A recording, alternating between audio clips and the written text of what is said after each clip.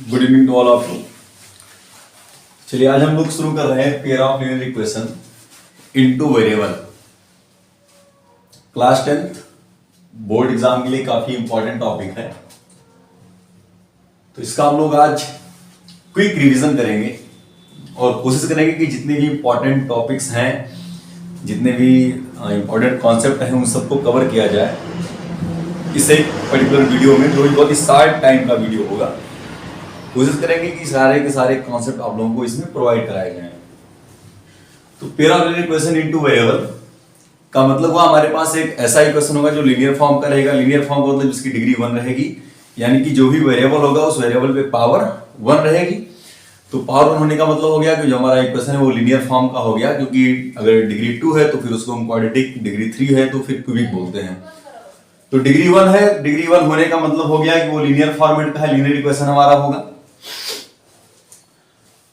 अब यहां पर 2 वेरिएबल का मतलब क्या हुआ, हम यहां पर देख सकते हैं कि x और y दो वेरिएबल है। स्टैंडर्ड फॉर्म में लीनियर इक्वेशन का जो इक्वेशन है स्टैंडर्ड फॉर्म का वो है ax + by + c, जहां पर a, b एंड c ये तीनों के तीनों कोई कांस्टेंट है।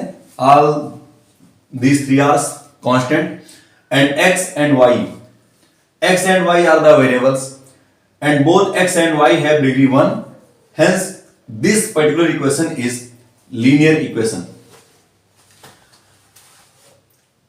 यहां पर हम बात करेंगे पेयर इक्वेशन की। तो पेयर फॉर्मेट में ये जो इक्वेशन है इन पेयर फॉर्म, तो a1x + b1y + c1 = 0, a2x + b2y + c2 = 0।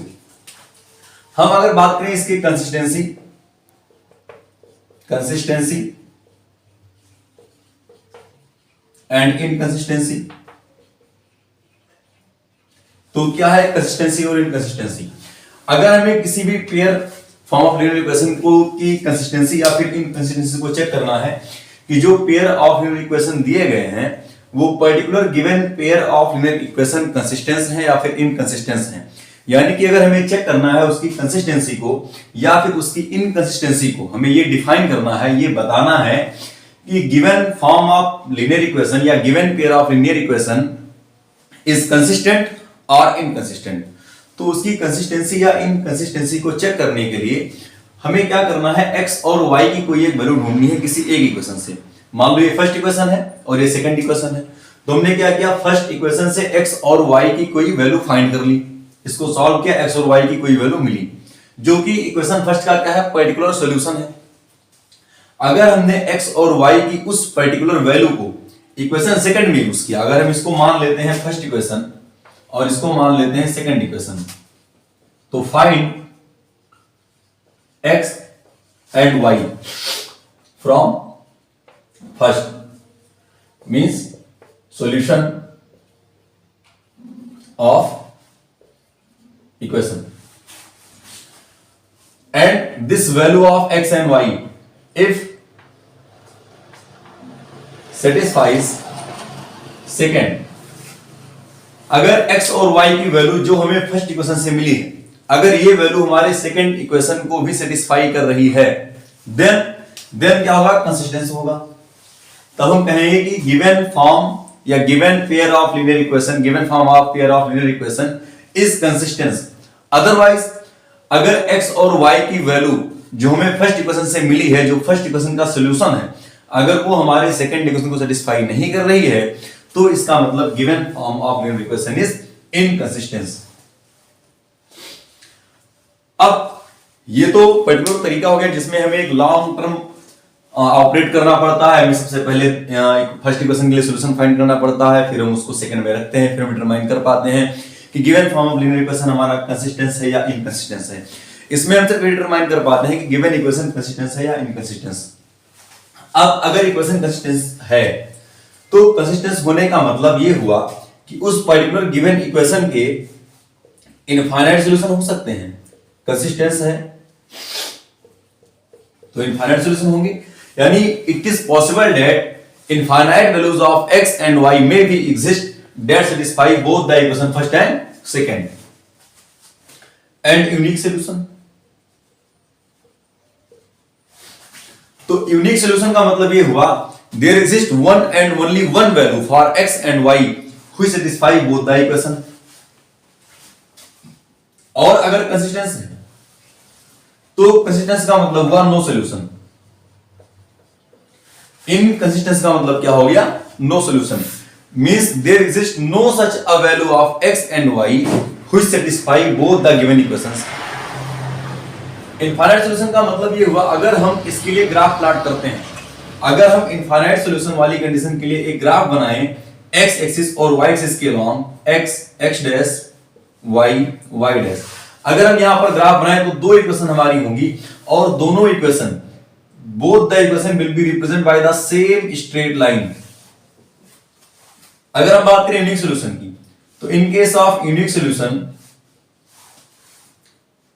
the equation of two lines may intersect one and only one point and that intersecting point x1 comma y1 are the solution। यही क्या होगा? Solution होगा। और अगर हम बात करें नो सॉल्यूशन तो नो सॉल्यूशन का मतलब हो गया ये हो जाएगी हमारी पैरेलल लाइन। क्या हो जाएंगी? Parallel line. मतलब अगर हम यहां पर ग्राफ की बात करें तो यहां पर जो हमारा ग्राफ होगा x डैश y डैश, ये प्रॉपर्ली क्या हो जाएगा? पैरेलल लाइन हो जाएंगी। मींस नो सॉल्यूशन का मतलब हुआ पैरेलल लाइन। इनफाइनाइट सॉल्यूशन का मतलब हुआ कोइंसाइड लाइन और यूनिक सॉल्यूशन का मतलब हुआ इंटरसेक्टिंग लाइन। ये तो बात हो गई इसमें हमने समझ लिया कि कंसिस्टेंसी और इनकंसिस्टेंसी को हम कैसे डिफाइन करेंगे। इनफाइनाइट सॉल्यूशन कंसिस्टेंस का मतलब दो कंडीशन हमारे पास यहां पर जनरेट होती हैं इनफाइनाइट सॉल्यूशन से।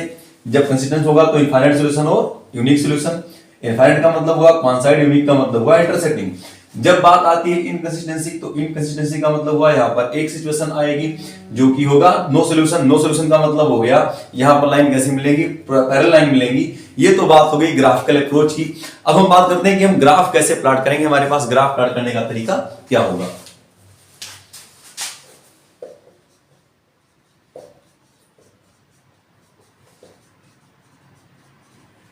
How to plot graph. Graph कैसे बनाएं?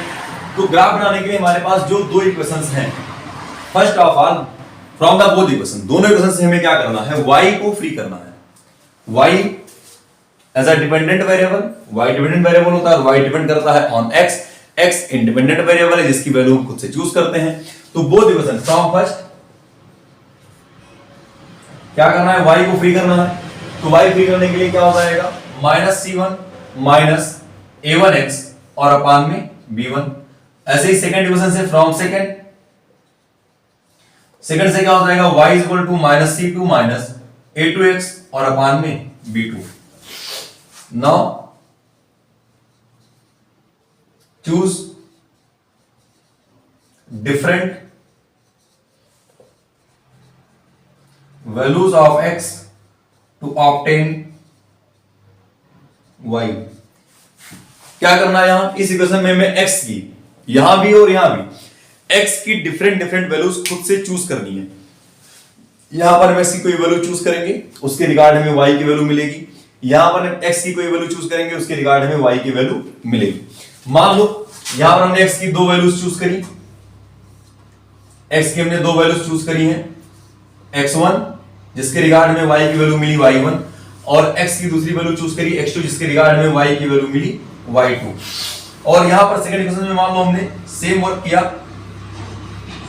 हमने x और y की वैल्यू चूज करी तो यहां पर हमें x की वैल्यू मिली, मान लो हमने चूज किया x1 डैश तो हमें यहां पर y की वैल्यू मिली y1 डैश और x की वैल्यू अगर हमने यहां पर चूज करी है x2 डैश और हमें y की वैल्यू मिल गई y2 डैश। तो हमें क्या करना है? x और y एक्सिस पर इन्हीं दोनों पॉइंट यानी x1 x2 y1 y2 first equation से और x1 dash x2 dash y1 dash y2 dash second equation से लेकर के हमें क्या करना है? ग्राफ प्लॉट करना है।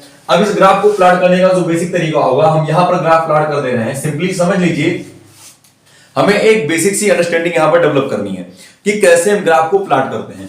मान लीजिए यहां पर हमारा कहीं x1 है और यहां पर कहीं x2 है और यहां पर कहीं y1 है और यहां पर कहीं y2 है। तो जो पहला हमारा पॉइंट है जो मिल रहा है x1 और y1, तो x1 y1 का मतलब हो गया कि जो ग्राफ का हमारा मीटिंग पॉइंट हो जाएगा x1 y1 कहीं यहां पर और ऐसे ही x2 y2 कहीं यहां पर। तो जो पहली लाइन हमारी होगी वो कुछ ऐसे निकल जाएगी, और ये जो पॉइंट हो जाएगा ये हो जाएगा x1 y1, और ये हो जाएगा x2 y2। अब मान लीजिए यहां पर कहीं हमारा x1 डैश है, x1 डैश, और यहां पर कहीं x2 डैश है, और ऐसे ही यहां पर कहीं y1 डैश है, और यहां पर कहीं y2 डैश है। तो जो हमारा दूसरा पॉइंट है वो x1 डैश y1 डैश और x2 डैश y2 डैश से होकर जा रहा है। तो इस पॉइंट की अप्रोच हमारी यहां हो जाएगी, और इस पर्टिकुलर पॉइंट की अप्रोच हमारी यहां हो जाएगी। अब इन दोनों पॉइंट से होकर भी एक लाइन हम क्या करेंगे, ड्रॉ करेंगे। देखिए ये दोनों लाइन प्रॉपर्ली ऐसे निकल गई। अब आप यहां पर प्रॉपर्ली इवेंट कर सकते हैं कि यहां पर इस सिचुएशन में जो हमें ग्राफ मिल रहा है, ये ग्राफ एक दूसरे को किसी भी पॉइंट पर कट नहीं कर रहे हैं, इंटरसेक्ट नहीं कर रहे हैं। मतलब ये दोनों जो ग्राफ में मिल रहे हैं, इन दोनों लाइंस का जो ग्राफ मिल रहा है वो ग्राफ में कैसे मिल रहा है, पैरेलल लाइन के फॉर्म में मिल रहा है। मतलब यहां पर हम इस सिचुएशन से इजीली कह सकते हैं कि ये जो गिवन फॉर्म ऑफ इक्वेशन है, ये जो पेयर ऑफ लीनियर इक्वेशन का जो ग्राफ है जो हमने प्लॉट किया है, ये किसी इनकंसिस्टेंट सॉल्यूशन वाली कंडीशन को प्रेजेंट कर रहा है, यानी कि नो सॉल्यूशन वाली कंडीशन को प्रेजेंट कर रहा है। यहां पर हमें कोई सॉल्यूशन नहीं मिल रहा है, because both the lines are parallel. यानी यहां पर जो पहला इक्वेशन है a1x plus b1y plus c1 is equal to 0, दूसरा ग्राफ है a2x plus b2y plus c2 is equal to 0, and both are parallel, hence there is no solution between both the equation. अगर यही graph हमारे किसी एक particular point पर intersecting होते, then there is unique solution, one and only one solution. And अगर यहीं पर ये दोनों लाइन एक ही लाइन, ये दोनों पॉइंट एक ही लाइन पर आ जाते, एक ही लाइन से प्रेजेंट होते, तो देयर एग्जिस्ट इनफाइनाइट सॉल्यूशन, यानी कि both the lines are one side.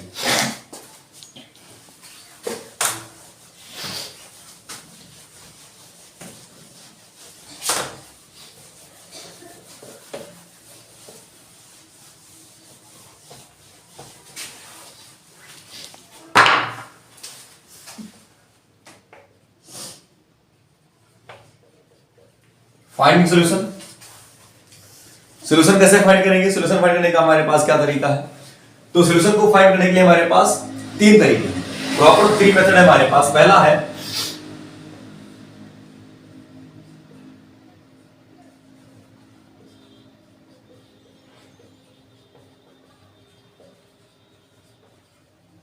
Substitution method, दूसरा है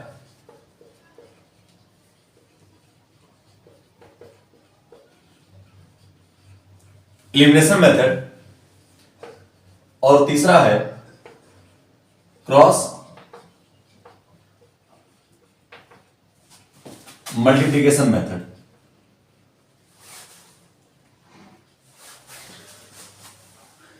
ये मेथड इस बार आपके 10th बोर्ड के सिलेबस से रिड्यूस है, reduced from 10th board syllabus. Now we have to discuss only substitution method and elimination method. अगर हम बात करें सब्स्टिट्यूशन मेथड की, तो सब्स्टिट्यूशन मेथड में क्या होता है, हमारे पास दो इक्वेशन होती हैं, a1x plus b1y plus c1 is equal to 0, और a2x plus b2y plus c2 is equal to 0। इस इक्वेशन को अगर हम फर्स्ट और सेकंड मान लें, तो फर्स्ट और सेकंड दोनों में से किसी एक इक्वेशन में से किसी एक वेरिएबल को फ्री करना होता है, चाहे y को चाहे x को। मान लो अगर हम फ्रॉम फर्स्ट से y को फ्री कर रहे हैं, तो y को फ्री करने पर हमें क्या मिलेगा, -c1 माइनस a1x अपान में b1। अब y जो फर्स्ट से इक्वेशन फर्स्ट से अगर हमने किसी एक वेरिएबल को फ्री किया, तो जो भी वैल्यू हमें मिल रही है y x की, जिस भी वेरिएबल को हम फ्री करते हैं, मोस्टली हम y को फ्री करते हैं, क्योंकि y कैसा वेरिएबल है, डिपेंडेंट वेरिएबल है जो x पर डिपेंड करता है। तो y को अगर हम फ्री करते हैं, तो फर्स्ट इक्वेशन से y की जो वैल्यू हमें मिली है, इस वैल्यू को हम इक्वेशन सेकंड में पुट कर देंगे। Now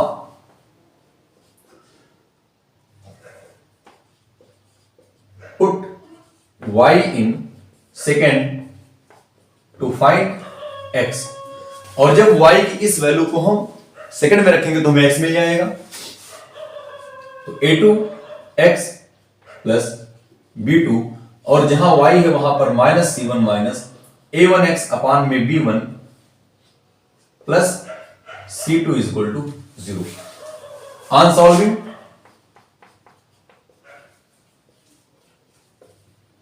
we get x।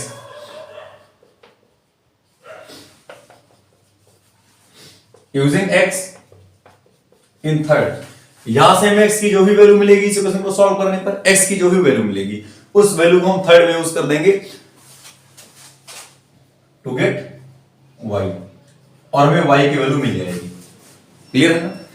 तो आइए इसको हम एक एग्जांपल से समझते हैं। सब्स्टिट्यूशन मेथड को हम एक एग्जांपल से समझें तो चीजें एकदम प्रॉपर तरीके से क्या होगी, क्लियर हो जाएंगी। तो एग्जांपल लेते हैं। हमारे पास एक इक्वेशन है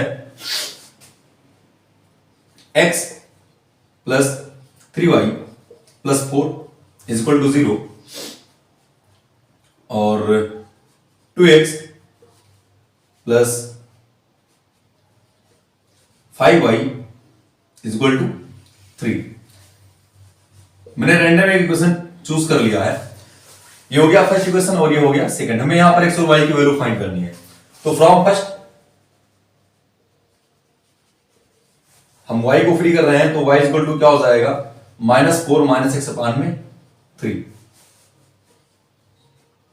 यूजिंग इन सेकंड, इसको हम सेकंड में यूज कर ले रहे हैं तो सेकंड में यूज करने पर क्या हो जाएगा 2x प्लस 5 ब्रैकेट में -4 माइनस x अपान में 3 plus 3 is equal to 0। 2x bracket open करने पर हो जाएगा -20 माइनस 5x अपान में 3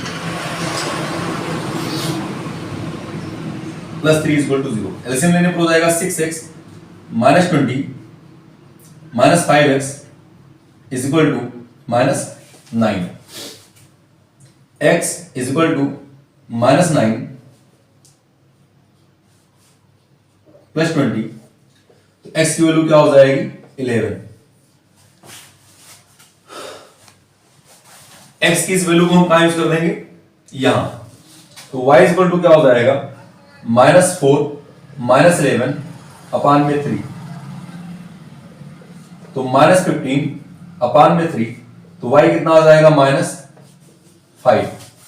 तो इस तरीके से हमें क्या हुआ, x और y की वैल्यू मिल गई। हमने क्या किया, बेसिकली सबसे पहले फर्स्ट इक्वेशन फर्स्ट से y को फ्री किया, y की जो वैल्यू मिली इसको, इस इक्वेशन को हमने मान लिया थर्ड इक्वेशन। अब y की जो वैल्यू मिली उसको हमने सेकंड में यूज कर दिया। सेकंड में यूज करने से हमें क्या मिल गया, x मिल गया। और x की जो वैल्यू मिली उसको वापस हमने क्या यूज कर दिया, थर्ड में, यूजिंग इन थर्ड।